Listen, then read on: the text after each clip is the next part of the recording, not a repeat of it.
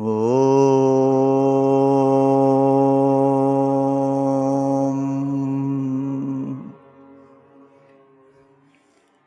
ಓಂ ಶ್ರೀ ಗುರುಭ್ಯೋ ನಮಃ. ಹರಿ ಓಂ. ಓಂ ಗುಂಗುರುಭ್ಯೋ ನಮಃ. ಓಂ ಗಂ ಗಣಪತಯೇ ನಮಃ. ಓಂ ಐಂ ಸರಸ್ವತ್ಯೈ ನಮಃ. ಓಂ ಗಣಾನಾಂ ತ್ವಾ ಗಣಪತಿಗುಂ ಹವಾಮಹೇ ಕವಿಂ ಕವೀನಾಮುಪಮಶ್ರವಸ್ತಮಂ ಜ್ಯೇಷ್ಠರಾಜಂ ಬ್ರಹ್ಮಣಾಂ ಬ್ರಹ್ಮಣಸ್ಪದ ಆನಶೃಣ್ವನ್ನೋತಿಭಿಃ ಸೀದಸಾದನಂ. ಓಂ ಶ್ರೀ ಮಹಾಗಣಪತಯೇ ನಮಃ. ಓಂ ನಮಃ ಶಿವಾಯ ಗುರವೇ ಸಚ್ಚಿದಾನಂದಮೂರ್ತಯೇ ನಿಷ್ಪ್ರಪಂಚಾಯ ಶಾಂತಾಯ ನಿರಾಲಂಬಾಯ ತೇಜಸೇ. ಓಂ ಯಸ್ಯಾತ್ಮಬೋಧಸ್ಯ ಗುರುಪ್ರಸಾದಾತ್ ಅಹಂ ವಿಮುಕ್ತೋಸ್ಮಿ ಸಂಸಾರಬಂಧಾತ್. ಸರ್ವೋಪದೇಷ್ಟು ಶಿವಾನಂದಮೂರ್ತೇಃ ಮೃದ್ವಾಂಗ್ರಿಯುಗ್ಮಂ ಪ್ರಣತೋಸ್ಮಿ ನಿತ್ಯಂ. ದಯಾಸಿಂಧುಂ ದೀನಬಂಧುಂ ಶಾಸ್ತ್ರಾರ್ಥಬೋಧನಪಟುಂ ಮಸ್ಕರೀಂದ್ರವರಂ ನೌಮಿ ಶ್ರೀ ಚಿದಾನಂದ ಸದ್ಗುರುಂ. ಓಂ ಪ್ರಾಣಿನಾಂ ದುಃಖಹರ್ತಾರೌ ಜ್ಞಾನದೌ ಭುವನಮುಕ್ತಯೇ ಶಿವಾನಂದ ಚಿದಾನಂದೌ ಆಶ್ರಯೇ ಗುರುಸತ್ತಮೌ. ಓಂ ಓಂ ನಮೋ ನಾರಾಯಣಾಯ. ಓಂ ನಮೋ ನಾರಾಯಣಾಯ. ಓಂ ನಮೋ ನಾರಾಯಣಾಯ. ಓಂ ನಮೋ ನಾರಾಯಣಾಯ.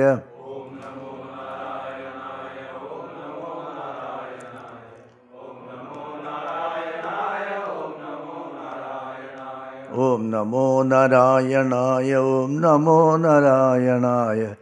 ಓಂ ನಮೋ ನಾರಾಯಣಾಯ. ಓಂ ನಮೋ ನಾರಾಯಣಾಯ.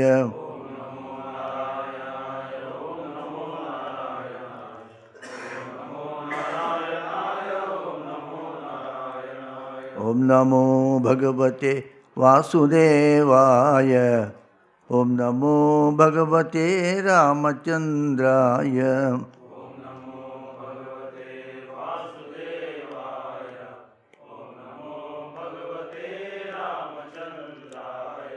ಓಂ ನಮೋ ಭಗವತೆ ಶಿವಾನಂದಾಯ. ಓಂ ನಮೋ ಭಗವತೆ ಚಿದಾನಂದಾಯ.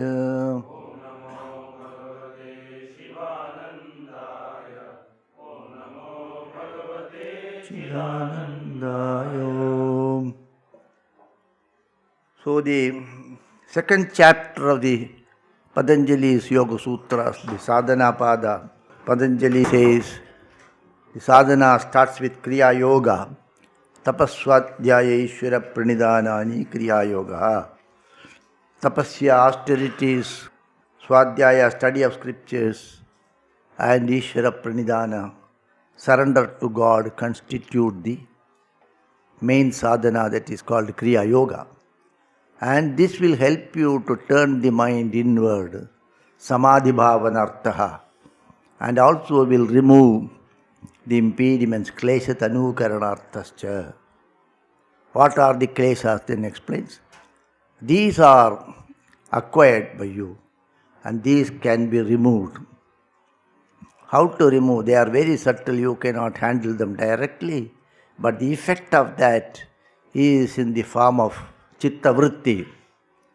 So those Chitta Vrittis which are disturbing you can be removed by dhyana. Dhyana heyaha tadvrittayaha. Then he says, as long as these are there, it will have its fruition. So you have to eliminate it. How to eliminate it? First, you stop new acquisitions. Heyam dukkam anagatam. Then he says, what is an object? The object is disturbing you. An object is either causing you pain or pleasure. An object can be internal, can be external. An external object, you look at it, then it causes disturbance either by pleasure or pain, or it is neutral. And an object has no existence if your sense organs does not come in contact with that. So he defines an object as an object is a product of the sense organs and the elements. Bhuta Indriyatmakam. This is a beautiful definition. This is the best definition of an object. What is an object? An object is the coming together of your sense organs with an elemental thing. It can be in the form of existence, an activity, or some form of information. And it can make you happy or painful, sorrow. It can give you happiness or sorrow. It can also be neutral. Bhuta Indriyatmakam Bhoga Apavarkartam Drishyam. Is it okay? Whatever disturbs us, something you see, it disturbs you. Something in the mind comes in the form of memory and disturbs you. There is no other disturbance. The disturbance is from an external object or an internal stimuli of the past experiences. This you have to contemplate on these things. Your life depends upon how you think about it. How do you evaluate things? Your analysis of the life here. If you are unhappy, nobody is responsible for that. You are unhappy. You are responsible for that. So, Bhuta Indriyatmakam, this is the definition. It is Pancha Bhautika. It is a Bhuta, an existing thing. And it comes in contact with us.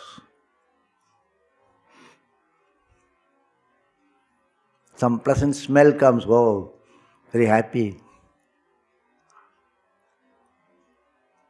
The monkeys get that pleasant smell. It may not even notice.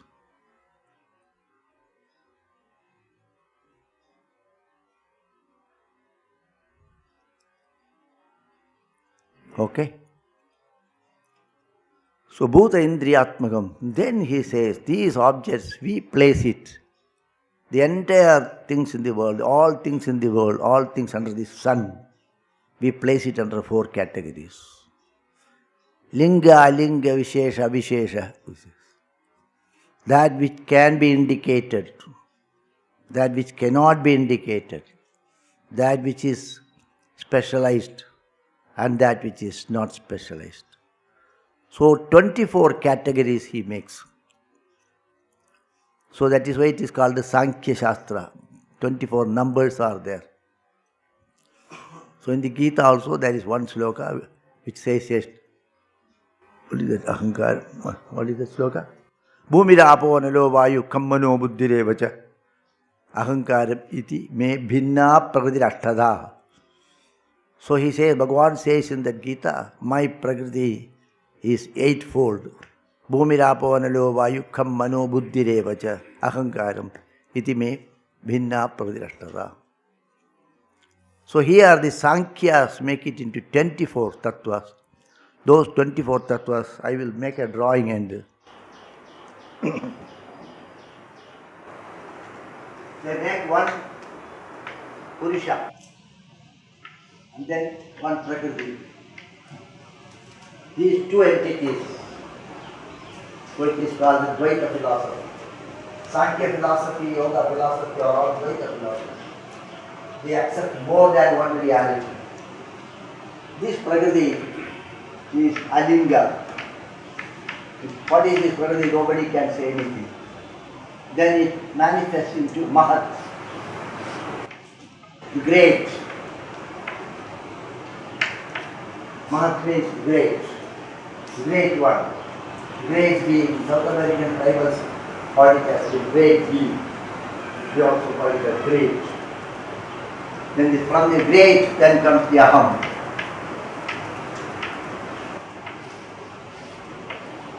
The individualized. The village has become you. Everything here. Mosquitoes. How are you different from the mosquito? Mosquito is also made of 5 elements. You are also made of 5 elements. What difference is there? Technically there is no difference. And then the mosquito and you will sleep alike. The monkey sleep and you sleep. Both sleep alike. The dog sleep. Then this divides into first the mind, then the 5 rudimentary elements, the 5 sense organs, the 5 motor organs, and the 5 elements. These are 1, 2, 3, 4, 20, 21, 22, 23, 24 plus 1, 24 quality and 1 position. The objects fall in this category. The object is a coming together of these sense organs and these elements. Otherwise there is no. The sense organs does not recognize an object. The object is not there. Okay.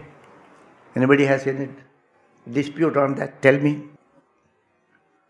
Don't go by small petty things. It is said there, it is said here. So many people will say it in different ways.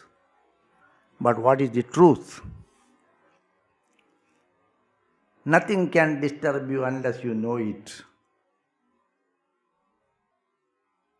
Sometimes what happens in the army, some army officer or a soldier will die. When they die, they do the funeral if the body cannot be collected, and then send the shirt, core, etc. to the family with a condolence letter. He was a great warrior and he has sacrificed his life for the nation, and we condole that his death. Letter comes, everybody will weep. After 6 months, one day this man will come back. Many times it has happened, you know that? Many times it has happened because his shirt will have been lying down in some other dead body. He might have gone lost, he must be prisoner in some or somewhere he will be. And then suddenly he comes back. So joy comes. So the thought that he died only makes you unhappy. Yesterday one of our Swamiji passed away. 1 month ago I had an information he passed away. So they declared to some people also. Suddenly somebody told me, no, he is alive. He has been discharged. And yesterday they told me that he passed away. I said, last time you told he passed away and he was alive. Confirm this once again. We don't want to do prayer for him, for his departed soul, while the soul has not departed. Many times it has happened.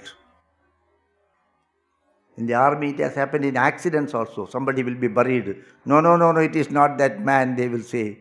And then they will excavate and try to analyze whether it is that man or another man, DNA test. All these things will go on. So he is dead, makes you unhappy, the information. Then he comes back alive.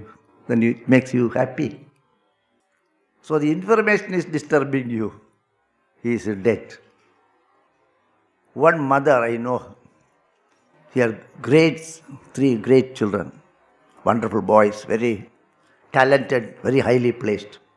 His mother is 80 plus. I used to see her every day. Her one son died. For 10-15 days I could not see her. Then afterwards she was normal. Then I asked her, I told her it is very sad that your son, such a wonderful person, passed away. Oh, what to do, Swami? He said, okay. And then after some time, the second son passed away. Then I was so sad about it. Then I condoled her after 10-15 days.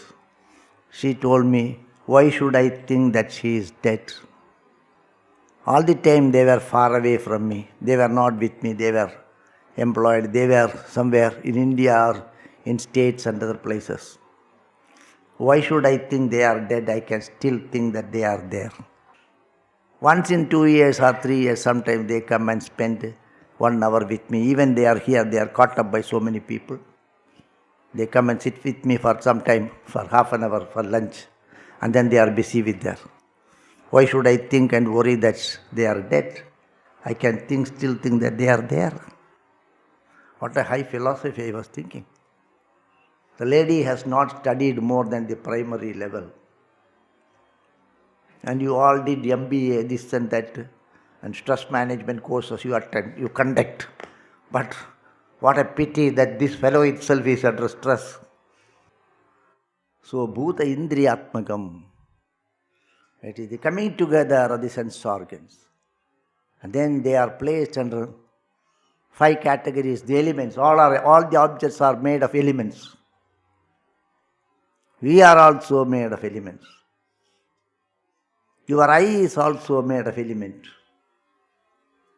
This element comes in contact with that element. And then it thinks, oh, it is fine. Hey, I don't like it.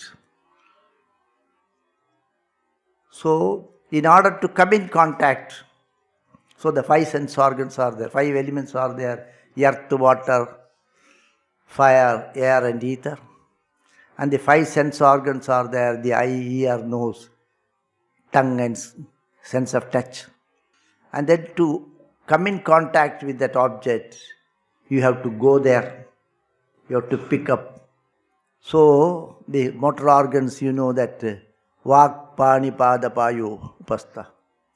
The organ of speech, the legs, the hand, and the 2 excretory organs. And then, what do you understand? We understand things, our information is in the form of sound, then touch, smell, taste, okay? Shabda, Sparsha, Rupa, form. Sound, touch, form, then the taste and smell. Shabda, Sparsha, Rupa, Rasa, Gandha. And then these sense organs, motor organs, elements, plus mind, these are placed in one category called Vishesha. The rudimentary elements, Shabda you cannot define. Earth you can say, it is clear, more clear, it is more gross.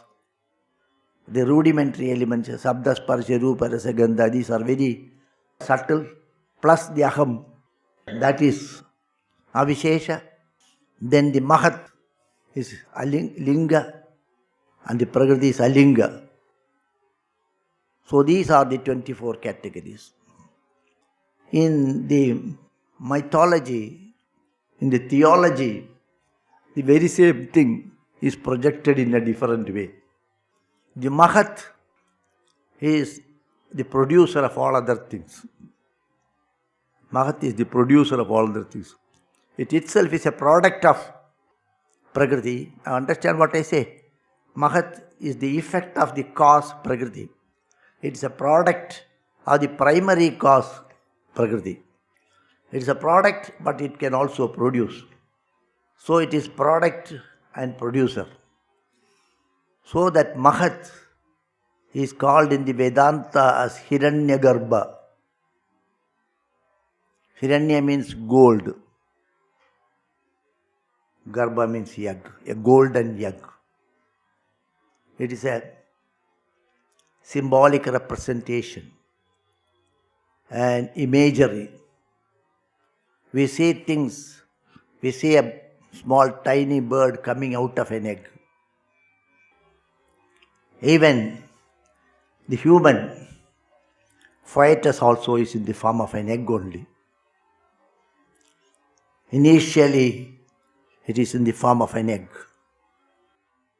So Hiranyagarbha means the golden egg, a big egg, out of which comes all these things. In the Puranas, it is considered as Brahma, the creator, not the ultimate God, the creator. So the parallel to that is Hiranyagarbha, the Mahat. Is in the mythology and Vedanta, it is called Hiranyagarbha or Brahma, the great being he created. So these are the 24 principles. Then he says, Tadartha eva drishyasya atma. Tadartha eva drishyasya atma. The object is existing for what purpose? The object is here to cause pain or pleasure to you. Its existence or for what? What for you are here? To hear me. I am here to make you hear. Likewise, the objects are existing to cause you disturbance or pain or pleasure, or to be neutral. The objects are tadartha. For your sake, I am sitting here. The objects are sitting outside for your sake. But how do you react that it is not in that, it is in you? How do you react to that object? Whether you like it or don't like it, or I am unconcerned, that is depending on you. So this is the clue actually. The world is okay, perfectly okay. How are you going to react to that? When Gurudev says adapt, adjust, accommodate, he means this, not at the lower level. Lower level is also okay. You are able to adapt everything. Everything is beautiful here. Nothing can disturb me. Nothing under the sun can disturb me. There was a great philosopher called Diogenes. Alexander used to tell him he is my master. Diogenes, like an Abhaduta, he did not have much. He has no home. He was lying down on the ground. So Alexander sent words through his messengers. Bring Diogenes here, ask him to come and meet His Majesty. So they went and told, His Majesty would like to see you. He will give you an audience. You go to him. Diogenes did not reply. 3-4 times it happened. Then they reported, Your Majesty, he is not responding to our calls. All right, His Majesty will go there.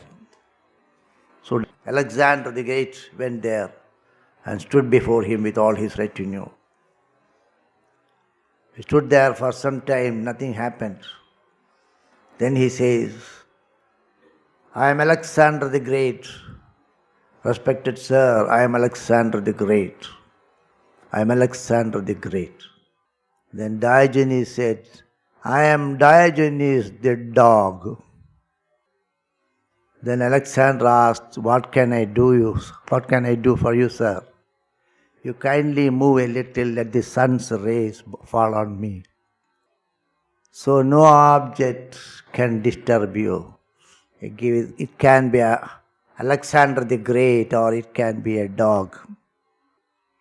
How are you going to react to that? All my dear boys are quite silent. Why? This is not your Hatha Yoga.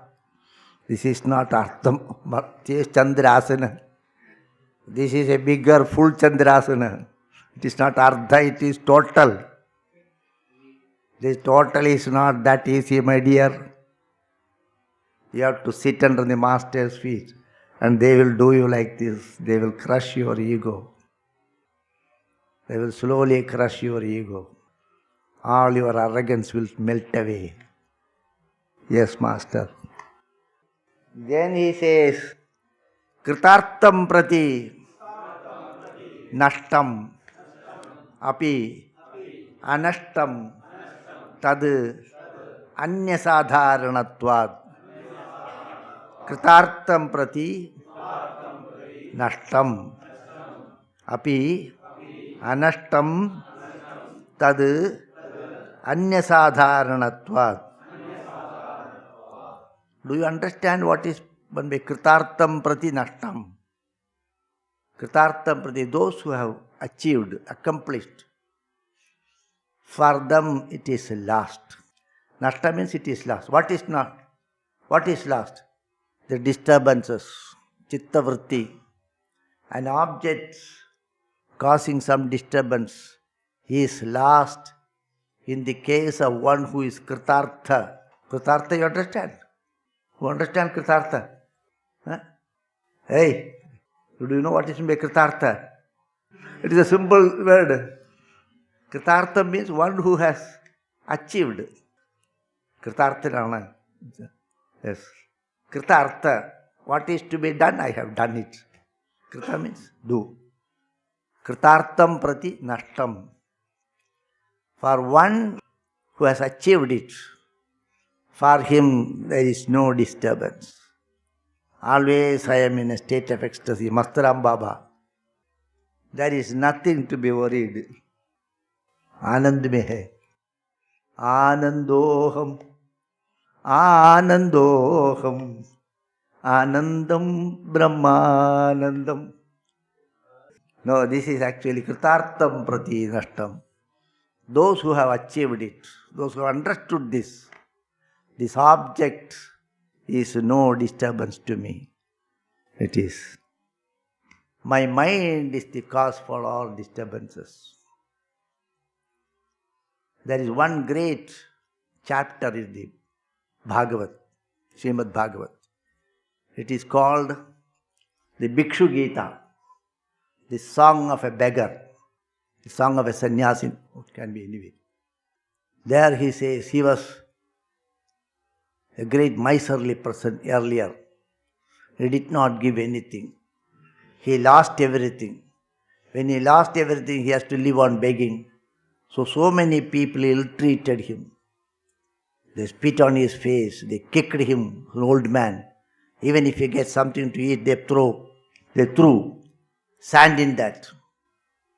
Then he was so much tortured, but he was totally happy.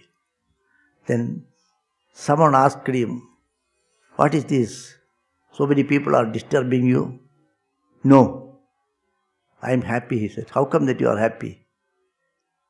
Then he says, "Nayam jano me sukha dukkha hetu, na devatatma, na kalakarma. Nayam jano me sukha dukkha hetu."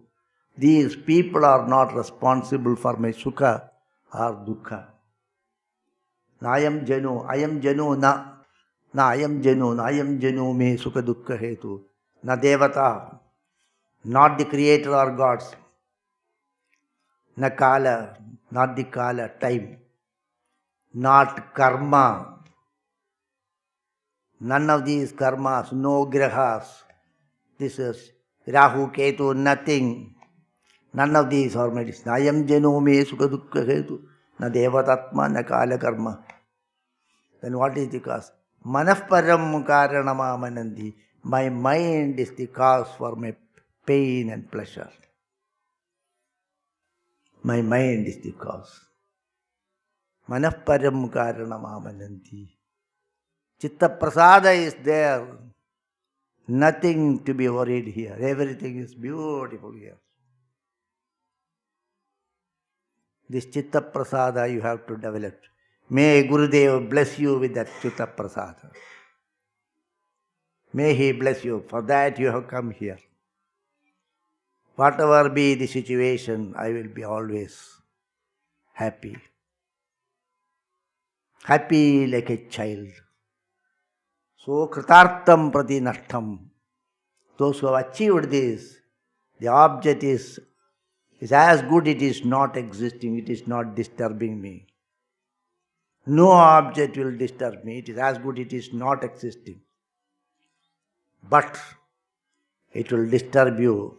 Anashtam tad anyasadharanatva. For the other ordinary beings, it will disturb. In the case of a realized saint, one who has understood this is the realization. Nothing here disturbs me. Not that God will come and speak to you, Hari Om, my dear, what do you want? I want kheer. He will supply one cup of kheer. This is the realization. The feeling of the presence of God here. The truthfulness. Understanding the world as it is. You have to peel off your skin. You have to be 100% honest. You cannot be dishonest. You cannot do wrong things. Okay? So, kritartham prati nashtam. For those who have achieved it, accomplished, the object is as good as it is not existing. It will not disturb you. But anashtam, it is not lost. It will disturb you. It will cause you pain and pleasure. Anya sadharanatva, because you are an ordinary common man. So why is this disturbance? Because Swaswami Shaktyoho Swarupa Upalapti Hetuhu Samyogaha. Swaswami Shaktyoho Swarupa Upalapti Hetuhu Samyogaha. So this is actually the Prakriti and Purusha should understand each other and then come together. The Prakriti and Purusha should understand and come together, then it will be lost, he says. Why it is not? Because earlier he told avidya, smita, raga, dvesha, abhiniveshaha. Because you are considering that to be separate from you. And then that is, you create a relationship with that. If you consider that this and me are one, if you don't identify with that but you become one with that, then there is no problem. If I do like that, my finger hits my eye, I don't feel sorry about it, I don't cut my finger. I don't develop any hatred for my finger, nor a love for my finger. So, the samyoga, that is coming together of the Prakriti and Purusha, it can cause disturbance. It can also, if you understand it, there won't be any disturbance. This is because of avidya. That is the next sutra. Tasya hetuhu avidya. Tasya hetuhu avidya. This identification is because of avidya. So if the avidya is not there, tasya hetuhu, the cause for this disturbance is ignorance. And if the ignorance is not there, then there won't be any problem. So the next sutra he says, tadabhavat samyoga abhavaha hanam tat drishehe kaivalyam. Tadabhavat means ajnana abhavat, tadabhavat, avidya abhavat. When the avidya is not there, samyoga abhavaha, identification with the object will not be there. The ego will not be there. That is actually drishehe kaivalyam. That is actually the moksha, the kevalata, the freedom from the bondage of that object. So when the avidya is not there, the object is no more binding you. Tadabhavat, ajnana bhavat, avidya bhavat, samyoga abhavaha, identification with the object, a relationship which you developed with the object in the form of love or hatred, raga, dvesha, fear, etc. That will not be there. That is what is called the moksha, the realization, kaivalya, kevalata, you are alone. Then, this is little technical, this arti. Viveka khyatihi aviplava hana upayaha. Viveka khyatihi aviplava Hana Upayaha. Eternal, unbroken discrimination. Eternal vigil, they say. Eternally you have to be vigil. My nature is Ananda. Nothing can disturb me. I will not get disturbed. This Viveka, when some disturbance comes, I am not going to be disturbed. I will be cool. I will be calm. This thought should prevail on you. Then, that is the upaya, that is the technique for removing the pain or pleasure. Generally, the disturbance. So Viveka, eternal vigilance. Eternally you have to be vigilant. In the Vedanta also they say, arise, uttishtata, jagrata, prapyavaran nibodhata. Eternally you have to be vigilant. My nature is Ananda. I am not going to be disturbed by anything. This is the Hana Upayaha. This is the technique to avoid, to wipe out all disturbances. So we will see it later. Hari Om.